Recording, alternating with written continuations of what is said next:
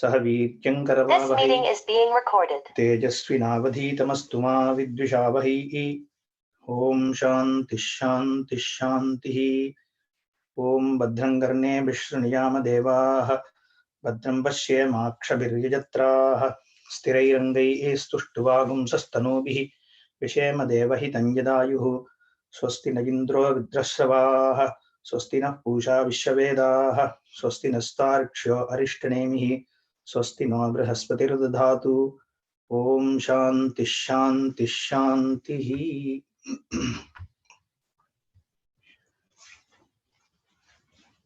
Namaste. Very happy that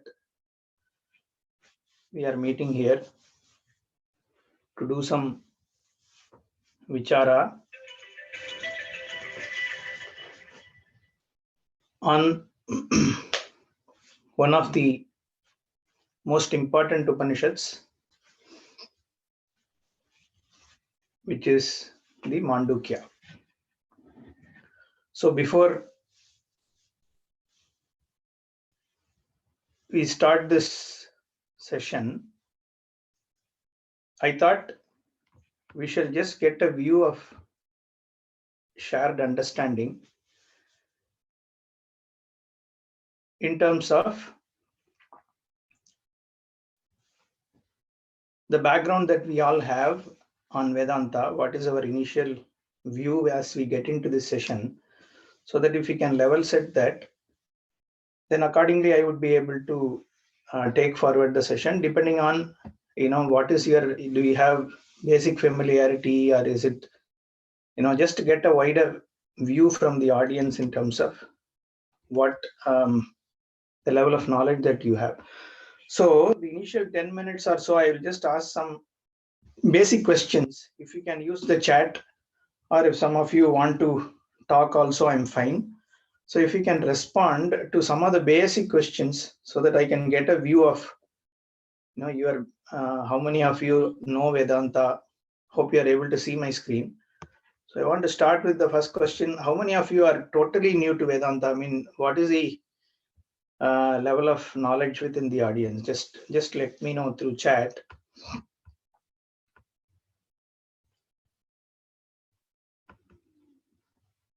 Okay.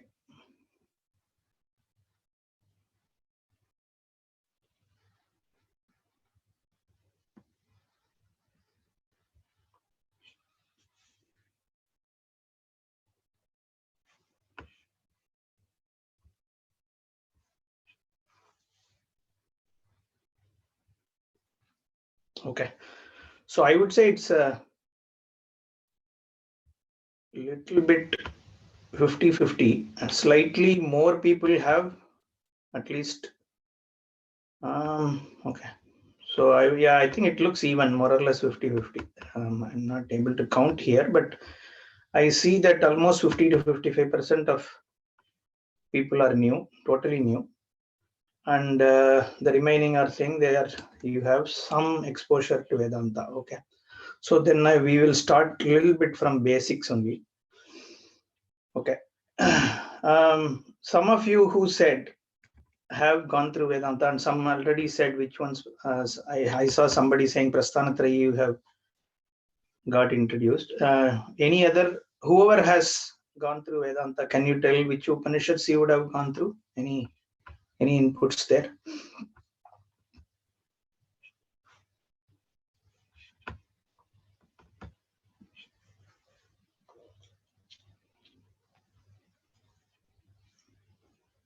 Ishavasya and Mundaka, okay.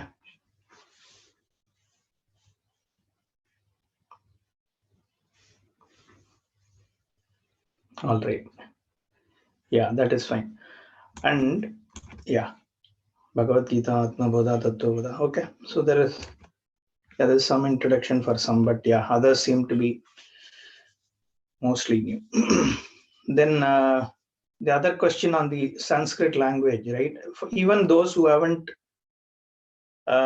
studied Vedanta so far, how much of Samskrita familiarity is this audience? Like, would you want more focus on English-based speech, or would you want to listen more Sanskritized discussion?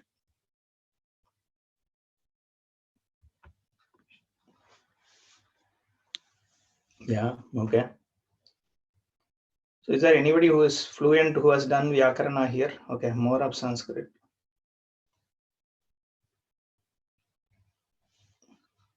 Okay. English, please. Okay. All right. So, yeah, I'll make it more of English. Obviously, I mean, the whole core is Sanskrit here, but I will keep it more English. And to the essence, we will use the Sanskrit. But yeah, here and there, where somebody mentioned Panini, yeah, in certain cases, we do need to bring in some of the language elements, because to understand, I'll tell you why, okay, in some time. Is there any specific Vedanta translations that people have gone through just to get an understanding? I mean, do you go through some Ramakrishna Mission translations, or do you refer to any kind of specific texts in terms of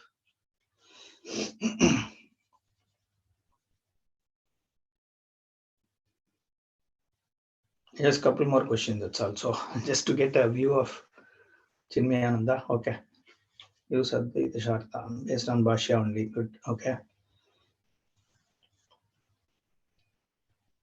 Okay, so no heavy influence of any one particular, which is good. Okay, I'm fine. Yeah, either way. So yeah, Gambhirananda's translations are also there. Good. Fine. Yeah.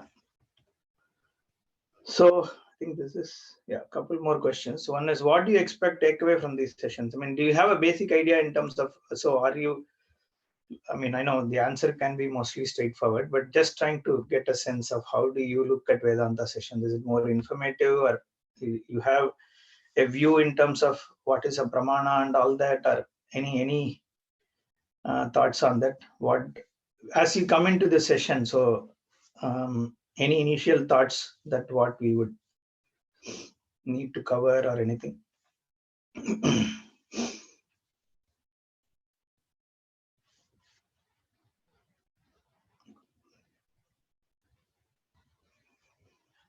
Okay.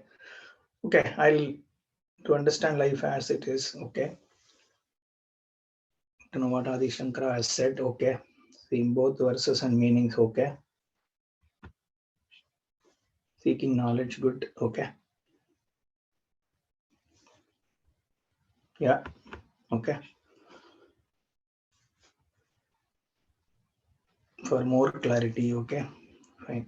More information and clarity. Okay. No, that's good. Yeah, happy. Yeah, Vedanta as a pramanam, using this as Shravanam for removal of Ajnana. Okay, good. Nice. Okay, so we have a good mix of understanding there. I think we covered this. Okay, how many are introduced to what is a pramana? I mean, have you been through any sessions where there has been discussion on pramana? I know Vedanta in general, I know people, a lot of you have said you have. Okay, using this, yeah, have been introduced. Okay, some are no. Yes, yes, no. Okay, okay. So let me. So let us start then. Okay. Om. Thank you for those inputs. Om Bhadrangarne Vishnuyama Devaha Bhadram Bashye Makshabhiryatraha Sthirairangai Estushtivagum Sastanubihi Vishema Devahi Tanjadayuhu Swastina Indra Vruddhashravaha Swastina Pusha Vishwavedaha Swastina Starksho Arishtanemihi Swastina Brihaspatiruddhatu Om Shanti Shanti Shantihi.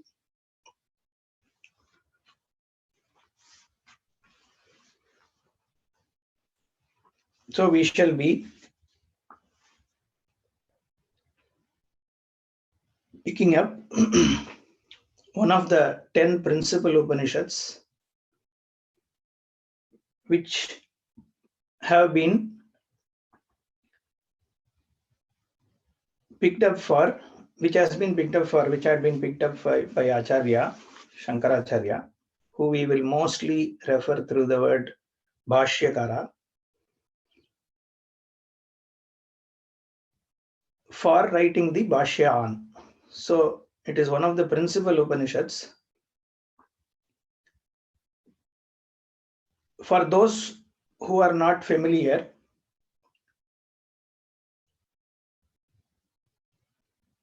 Adi Shankaracharya had written Bhashyas or commentaries for 3 sets of texts: Shruti, Smriti and Nyaya. This is called Prasthanatraya. So the Shruti Prasthana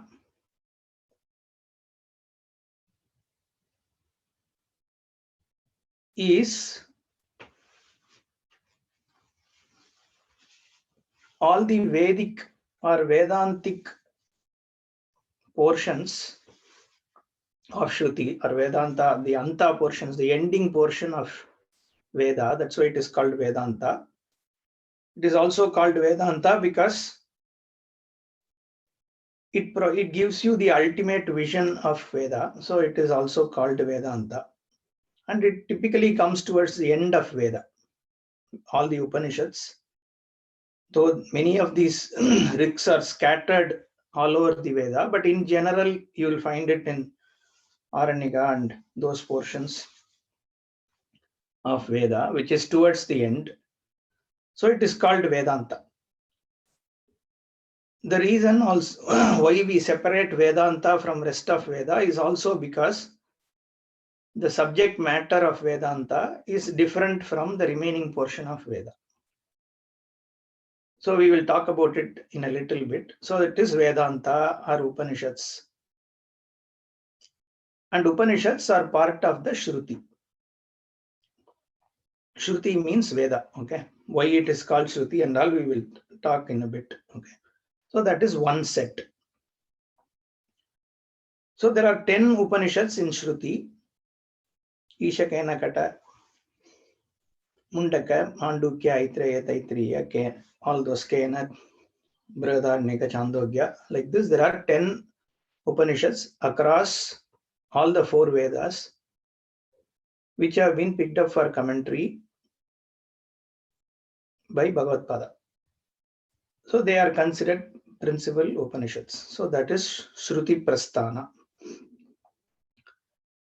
Then we have Smriti Prasthana, which is Bhagavad Gita actually. So Bhagavad Gita has been dealt with in detail by Shankaracharya through his commentary. And the third is Nyaya Prasthana, which is Brahma Sutras, which are nothing but an analysis. It's an analysis text. Okay, it takes up whatever Shruti talks about, those Shruti Vakyas, and it does a Mimamsa on it, or it does an analysis. Okay, what is Sutra and all, we will talk sometime later. So these 3 set of books are commented upon by Bhashyakara Shankaracharya. So this Shruti Prasthana is where this Mandukya Upanishad is there, one of the 10 principal Upanishads. Now this is a very short Upanishad from the Vedanta Shruti Vakya perspective. But there is also a Gaudapada Karika, Gaudapadiya Karika, which we study along with Mandukya Upanishad. So we will talk about this Karika also. Okay, so this is the text that we will talk about. And why is Mandukya important? There is a very famous Vakya in Upadesha Sampradaya. Mandukyam evalam mumukshunam vimuktaye.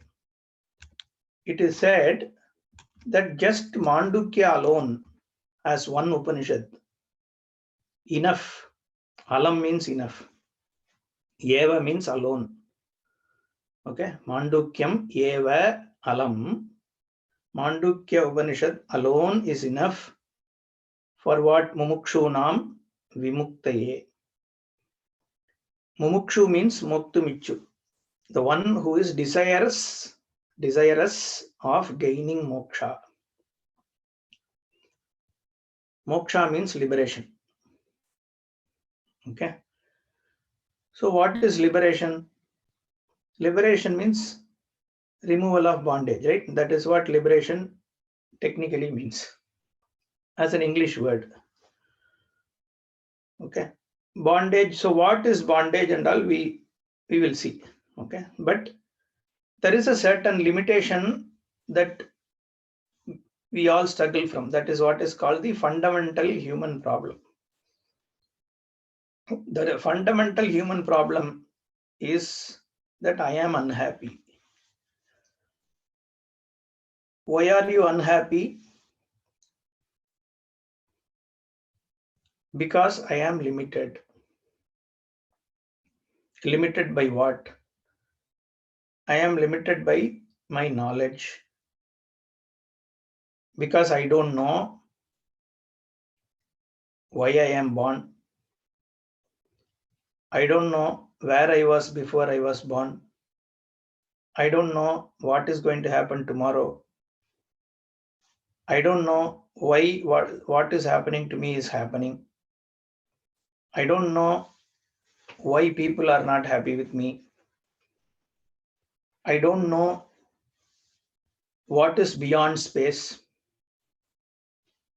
So there is a limitation of my knowledge. There are quite a few things which I don't know. Even a great scientist, after a certain level, you ask one more question, the person won't be able to answer. There are so many galaxies, fine. These many stars are known to you today, fine. This is the star which is the farthest from the earth that we know, fine. Now, what is beyond that?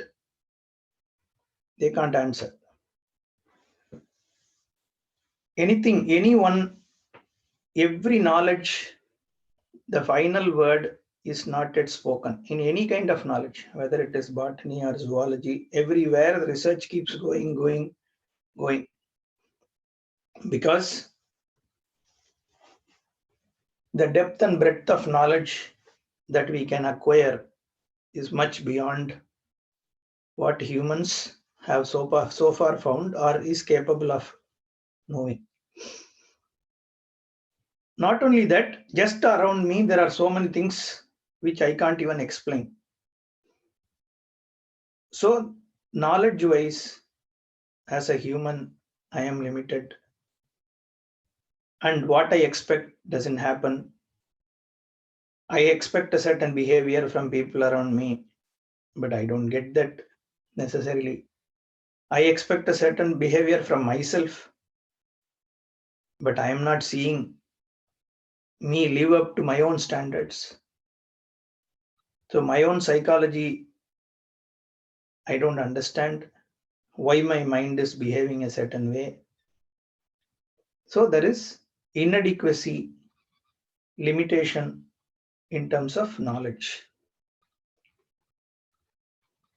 I don't know whether I will survive death.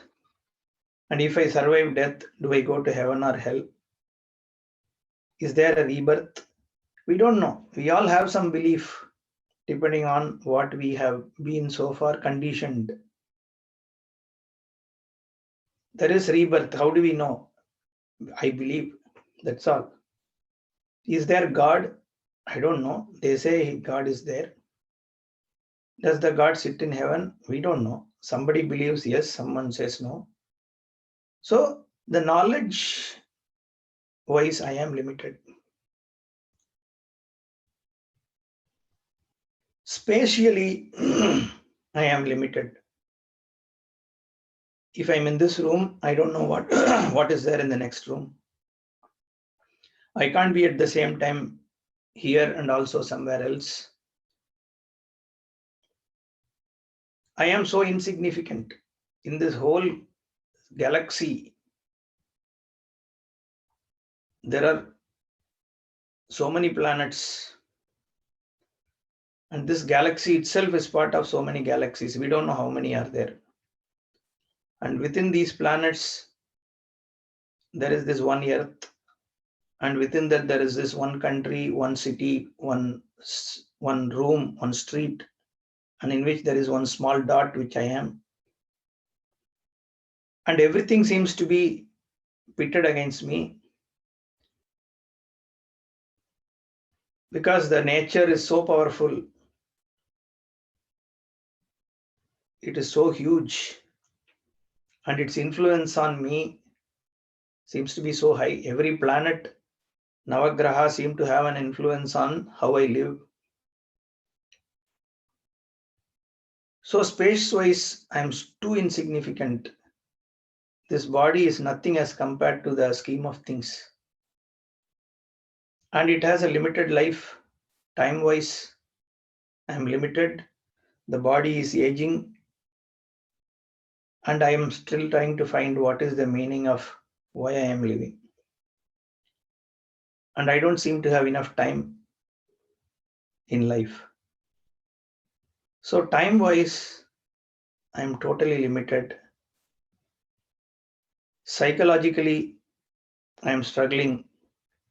There are flashes of happiness in life, moments of happiness. But beyond that, there is always an unhappiness, the thread of unhappiness, which is psychologically limiting me. And that is what is called bandha, bondage. So when we say bondage, it's not only that I am attached to this and that. What is the reason why I am attached? Why am I attached? Because I am striving to remove these limitations. When I am striving to remove these limitations, how am I striving? By trying to acquire. When I say I am space-wise limited, time-wise limited, things-wise also I am limited. I don't have all kinds of wealth with me. So I feel insecure. I don't know whether I have enough to keep me going. So I'm always looking after security. And I think money gives me security. And all the time we are all seeking money. So we do all this work so that I can earn and also retain the value for money. So I invest. So I'm always worried whether the value of my money is going to, see, when we are discussing all this doesn't mean we are against money or anything like that. Just trying to understand what is bandha. Why is this attachment? The attachment is what we call driven by the purushartha. I am seeking. What am I seeking? Dharma, artha, kamya, moksha. 4 things is how it is classified. So since I feel I'm insecure because I'm spatially limited, time-wise limited, object-wise limited,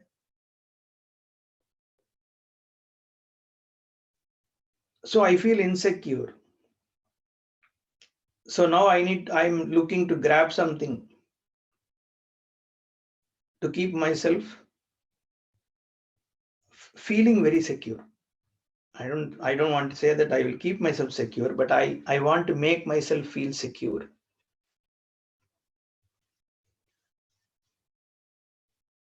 Then kama, this unhappiness that I spoke about. So I am seeking to gain some happiness.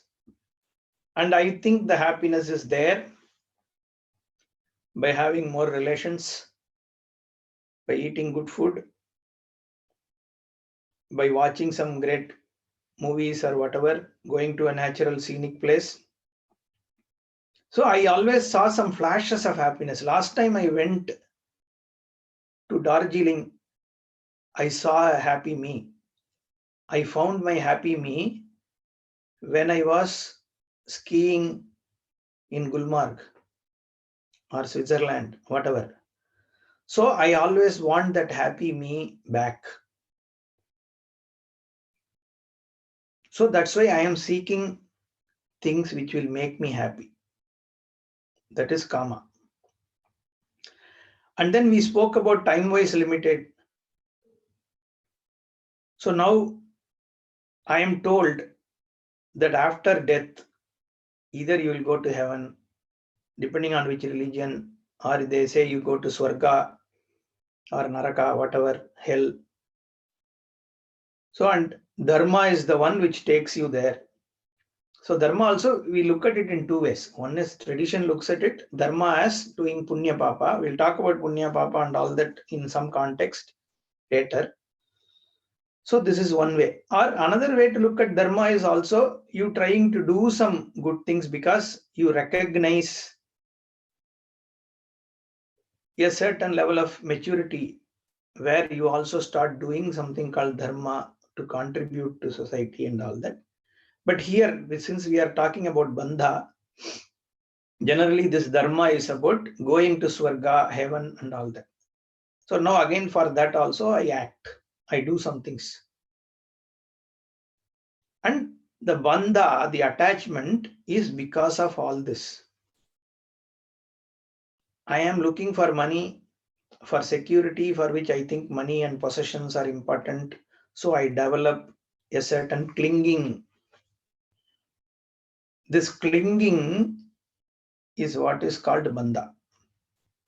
You are clinging on to things. You think you are without a limb.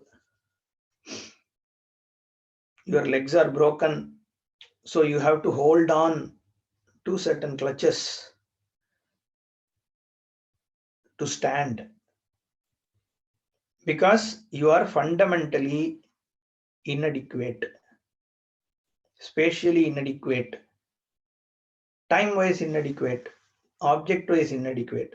So you want to stand with the support of these things: money, relations, possessions, all these.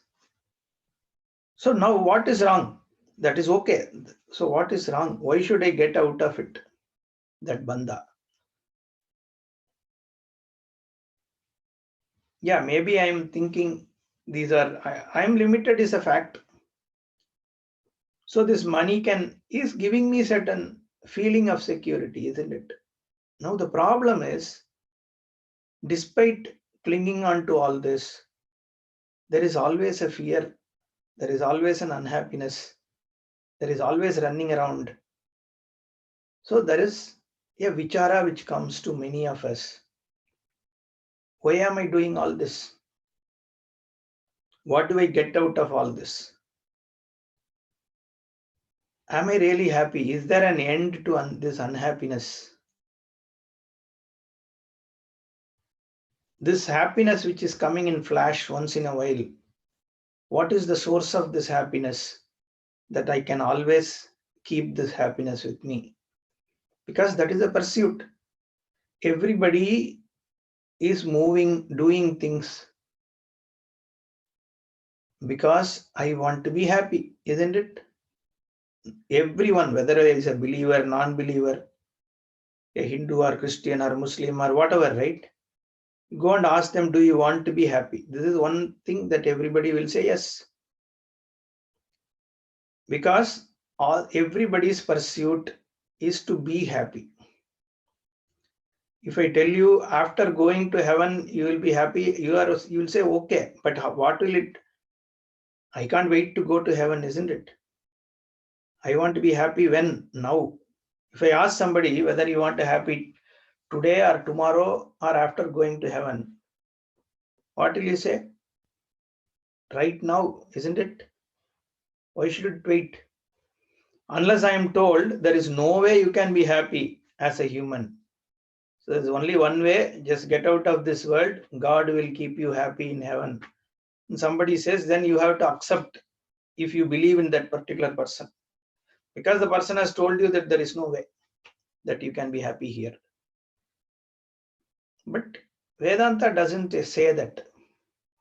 But my question is, if you are given an option that you can be happy now versus you can be happy after going to heaven after death, obviously you will choose that you want to be happy now.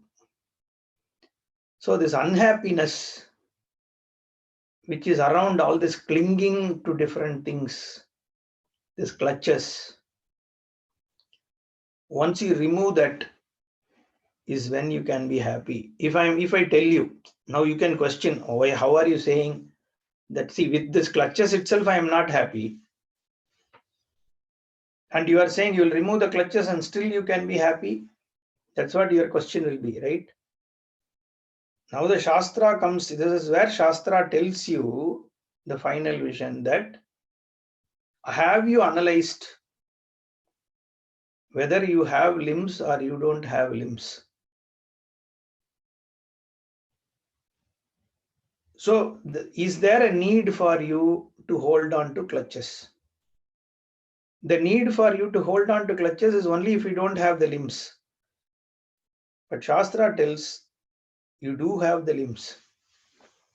It's just that you have a notion that you don't have the pairs of legs.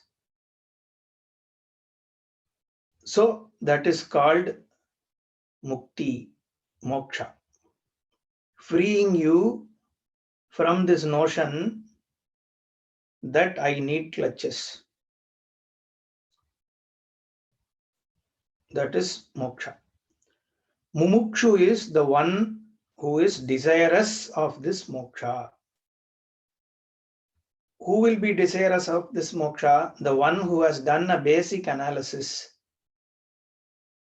of the suffering that one is going through, the limitations of the pursuits that one is doing. So what is the limitation? So whatever we discuss now, even if I gather all the money in the world, I am still not going to feel secure. Isn't that true? Is a person who has 10 crore, 100 crore so free about security? No. That person also is trying to see how he or she can protect that money. What will happen? Which children will get what money? Whatever, right? Who will take it away? So the sense of security that you seem to think that money can give you also, it gives a certain flexibility. Okay, you can buy a car, you can be more comfortable, but doesn't mean that you have got your security which you are seeking from the money. So once somebody has analyzed, a person has analyzed, is this pursuit on money or pursuit on this happiness going to get me what I'm looking for, which is a complete happiness? One will find that all these that I am trying are limited. It's not that they have their limitations. And so we have seen so many years we all have lived. And in our own experience, all of us would have gained some money.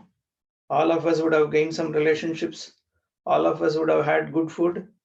All of us would have used WhatsApp and seen all this, movies, whatever, heard good music. We have tried everything.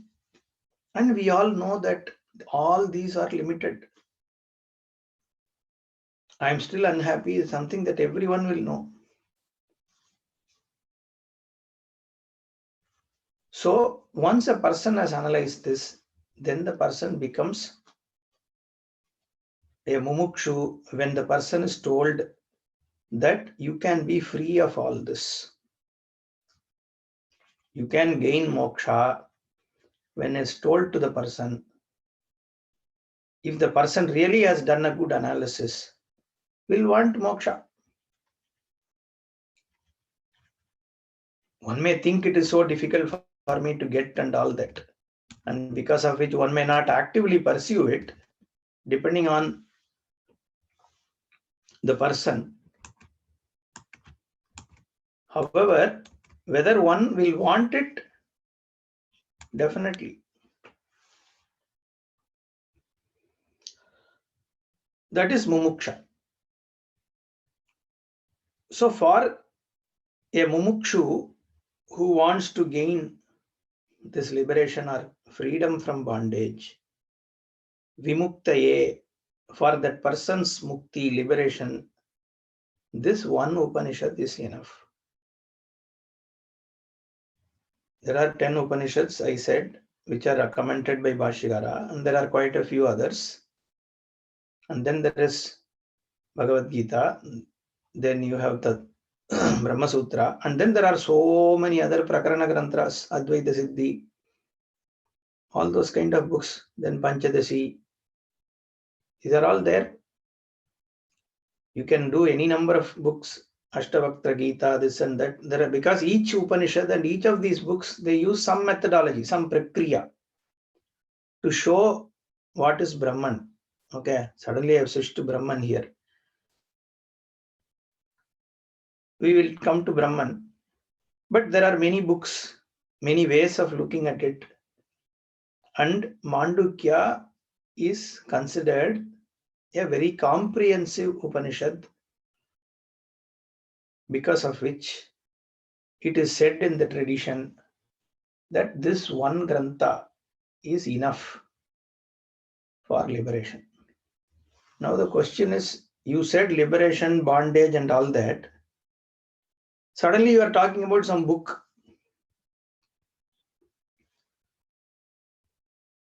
How can a book study liberate me?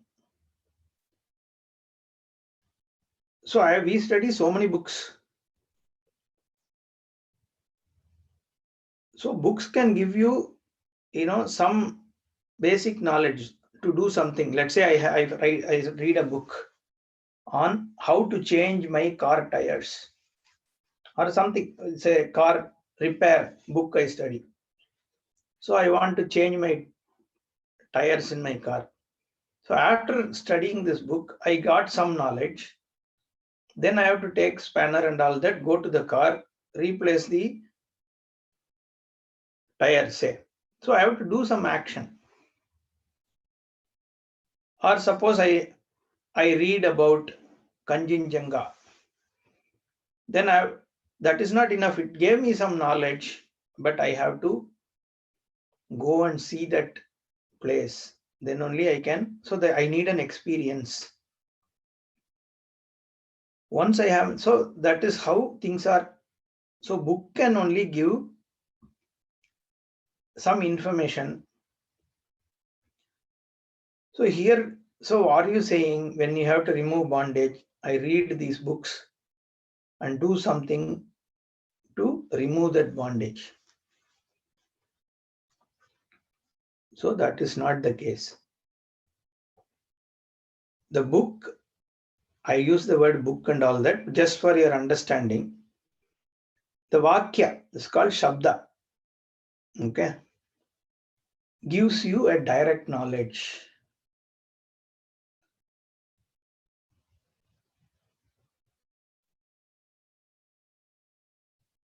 And this direct knowledge is gained by Shravanam, listening to Vedanta.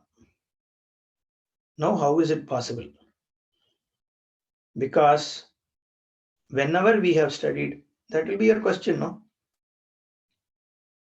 I read some book, it gives me only indirect knowledge. Is that true? Suppose I say, this is one cup and this is one cell phone. So this is 1, this is 1. 1 plus 1 is 2. Okay.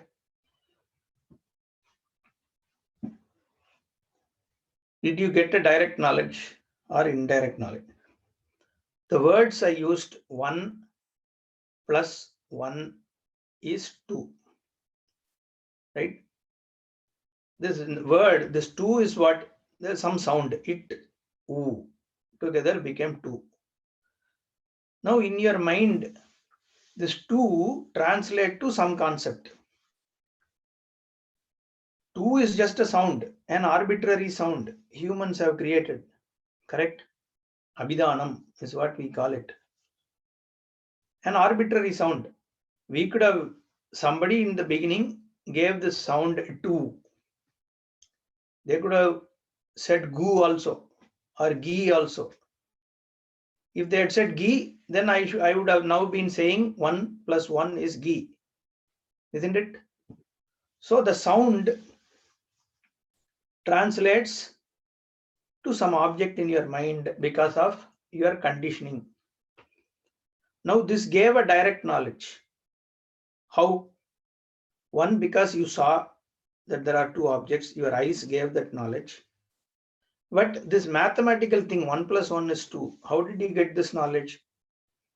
It's just that you only didn't know that there is a word called 1. I'm just saying, if you're first time you're hearing this, and then you didn't know a word called 2, but the concept of two things coming together makes two objects. Two single objects coming together makes a twin object, is something you know already. That is not new. You have seen it. What has been seen is now given a certain sound, and this equation is given to you. So when you know something, but your focus is brought to that, your attention is brought to that, and then through some words, it is revealed to you. So the words now have given you a knowledge because to some extent you knew about it. So this is some kind of a pramana vyapara, which has given you a direct knowledge.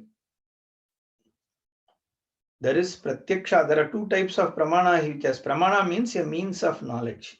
See, why do you need a means? This is an important question. Okay. Now you go and you would have all read so many books. You listen to so many people, so many lectures online. Somebody gives a talk, another person talks about some God, Swarga and all. Somebody is talking about Vedanta. These seem to be all information, correct? Somebody, the way he talks or she talks, you are impressed. So many jokes are told, made it very entertaining. So you collected some words. There is Brahman, this Loka, then Ishvara, Hiranyagarbha, all these words have come. And then those words also, there is some connection. Okay, there is some Hiranyagarbha somewhere, there is some Virat, which is said it is total. All these words, everything has come.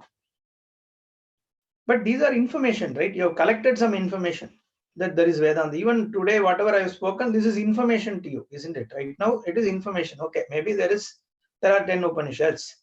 There is this Bhagavad Gita, and Shankara has written some Bhashya. All this, okay, these are information, right? This hasn't given, okay, you can call it some kind of knowledge, but it's a knowledge because you trust me saying some word.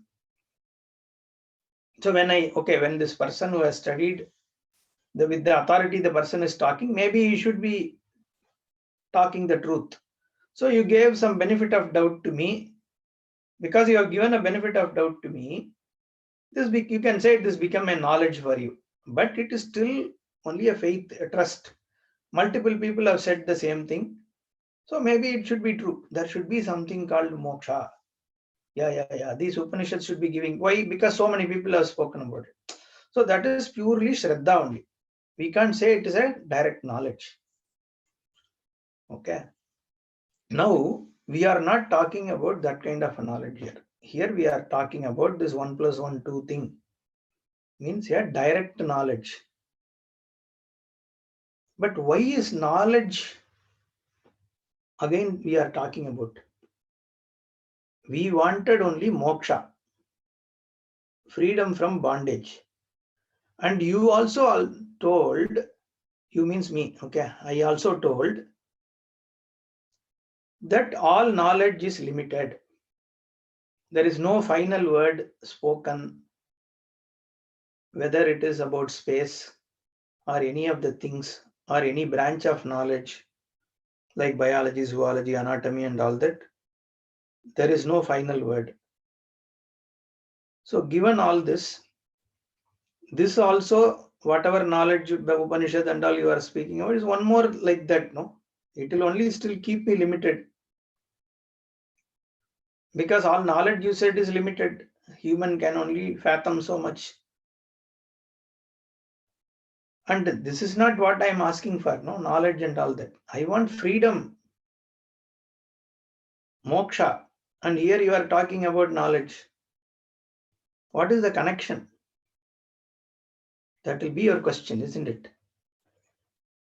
The connection is when you are seeking freedom from bondage, the question is,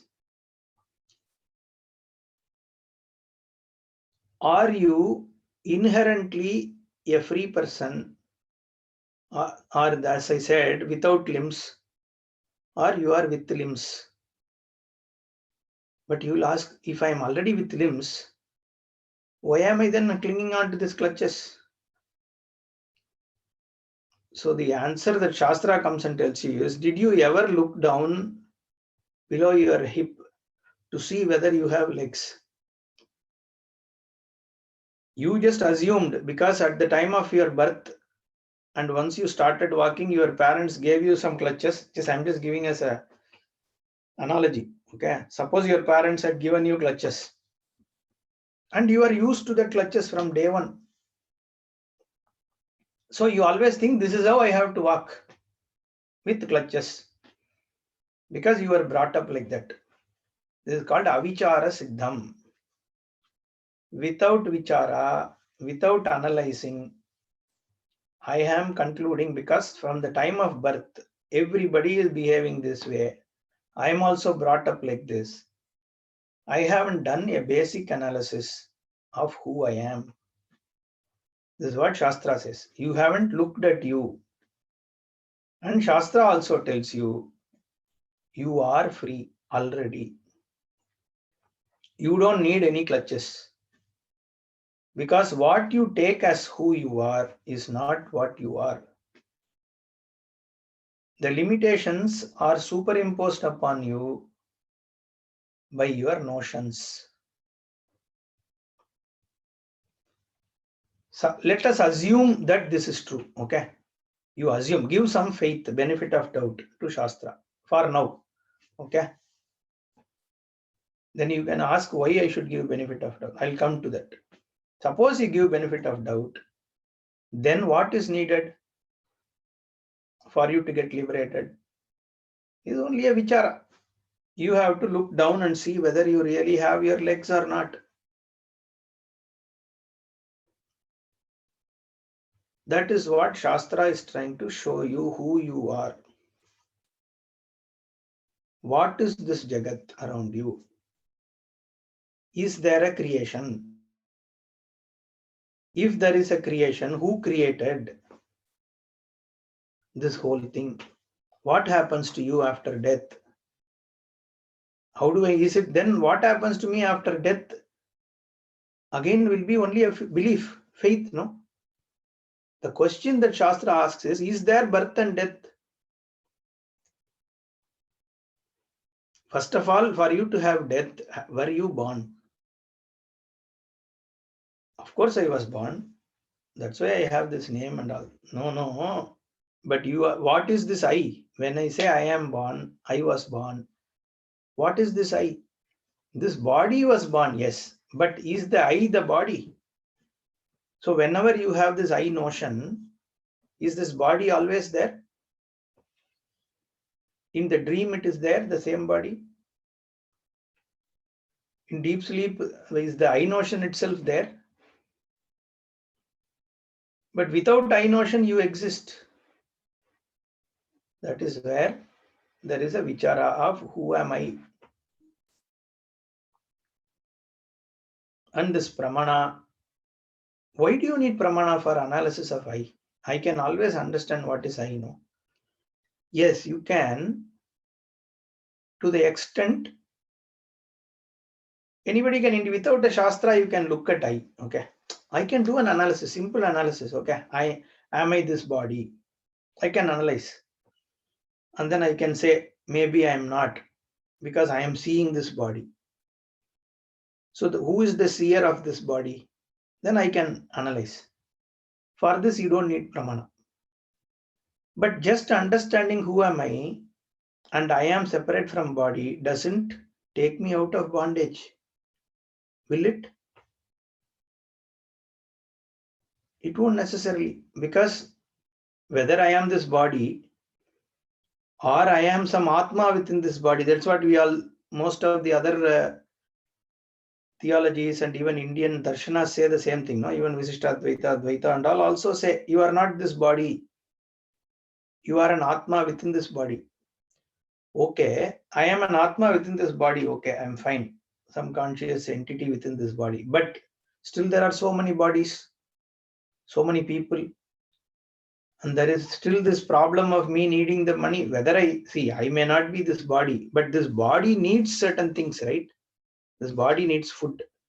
Just because I say I am not this body, I can't stop eating. So I need security for this body, that's fine. So all the problems continue. Even notionally, if I tell you that you are not this body, you are within this body, the problems continue.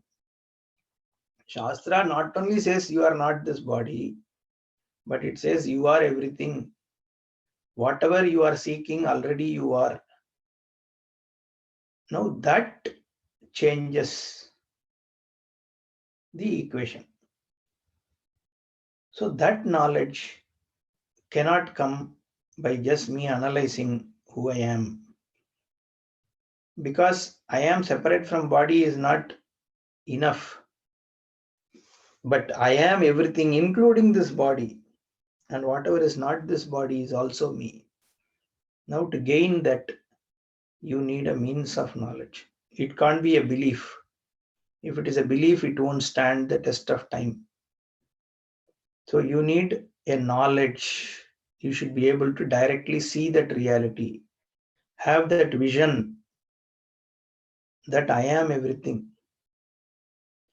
And for you to gain that, you need a means of knowledge. Every knowledge is a knowledge only if there is a means to know. Otherwise, it is just a belief. There is heaven is a belief. There is God sitting somewhere is a belief, is a faith. I survive death is a faith, it's a belief. This particular God will free me, give me moksha, is a faith, is a belief. All these are beliefs. Many of them are not verifiable when you are living. These are not knowledge. Because knowledge means you should see it. See means not, not with eyes. I'm saying you should have a direct, you should directly able to cognize it. Then only it is knowledge, not experience. Again, don't use the words like experience. And the experience is not knowledge. Experience, you make conclusions from experience, isn't it? So I touch something, it is cold. And then I say it is cold. But it depends on the relative temperature, your body temperature and that object's temperature. So now what is cold is a relative thing. Now that was an experience, you concluded, like sun rises in the east. Is your experience. But is it knowledge? No. It is from your standpoint, it is appearing to move from east to west. That's all. Now your experience hasn't given you a knowledge. So every experience doesn't mean it gives a knowledge. Experience is an experience. Knowledge is true to the reality. This cloth is white in color. Your eyes have given you a knowledge. So if it is true to what is there, then it is knowledge. But for that, what did you need? Your eyes. You had eyes. Because of your eye, you saw the cloth. So that is a means of knowledge, direct perception. Like that, we will talk more on pramana. But the introduction here is, you need a means of knowledge to know. So this session, when you study Vedanta, the attitude with which we study is that it is a means of knowledge. You give a benefit of doubt. Why you have to give a benefit of doubt? Because it's not like ice. Okay. that whether you want it or not, the eye will get you the color. Whereas Vedanta, you have to choose, you have to give it the benefit of doubt. It is a means of knowledge to start with. But it will prove itself. Whether it is a means of knowledge, you will know once you use it. Okay. So that should be the approach by which you should look at Shastra. We will talk more in the next. We are coming to the end of today's session. So what I want to conclude is few things. Vedanta, initially, you may struggle a little bit to understand. So you have to give it some time. Initial days, even if you don't understand, you have to persist. Then slowly it will start making sense. That is number one. Second is, you are not collecting information here. Vedanta is a means to know. So as things are revealed, just for the time being, suspend all your notions. Don't judge what Vedanta is saying. Just try to understand what is being revealed, because it's for your own sake. And there is no choice other than Vedanta for you to obtain moksha. There are no multiple paths, because you can't act and create moksha. That is not possible. Either you are already mukta or you are bound. If you are eternally bound, then you anyway have no way out. The only possibility when you can be free is if you are already free and you don't know about it. That is the only way. Because anything which starts in time ends in time. So if you create moksha also, with time it will die. So the only option is if you can be already free and you don't know about it. And that is what Shastra says the reality is. Now, if that is the reality, the only way out for you is to recognize that reality. And to recognize, you need a means of knowledge. And Vedanta is the only means of knowledge. That means for you to be free, to come out of this bondage, you have no choice other than this Shravanam. And because you have no choice, and your only objective in life for everybody, whether one recognizes it or not, is to be happy. And for you to be happy, the only way is to gain this knowledge. And that can happen only through the Shravanam. So persisting is what will make that happen. And it will happen, whether this life or next life, but you need to start somewhere. And it is Ishvara Anugraha only that we are all able to sit at home and do this vichara through internet and all that. It's a great blessing that we are able to do it this kind of age. In those days, people had to leave their homes, their possessions, lives, and then go to forest. They used to do. For years, they will sit in some jungle for this jnanam. People used to abandon everything, their possession, their families, and then go for the search of this jnana into forests, risking their lives, into mountains. They used to walk all the way from here to Himalayas so that they can gain this jnanam. Because the people who had this jnanam were sitting in some Giri Guha, in some caves, and they used to go because the life is meant for this. We will talk about it, why human life is a gift. And here, sitting at home, we are able to understand, do this vichara. And if we waste this, Shastra says it's Mahati Vinashtihi. when you could have gained the infinite, total freedom, if you let go of the opportunity, you are a big loser. That's what Shastra says, I'm not saying. So persevere and look at this as a direct means of, give the benefit of doubt. That Shastra is a means. Why you have to give benefit of doubt? Because then only you will start. Whether it works or not, you will know, right? You are employing it and you will know within no time whether it is really a pramana or not. After some time, you will know.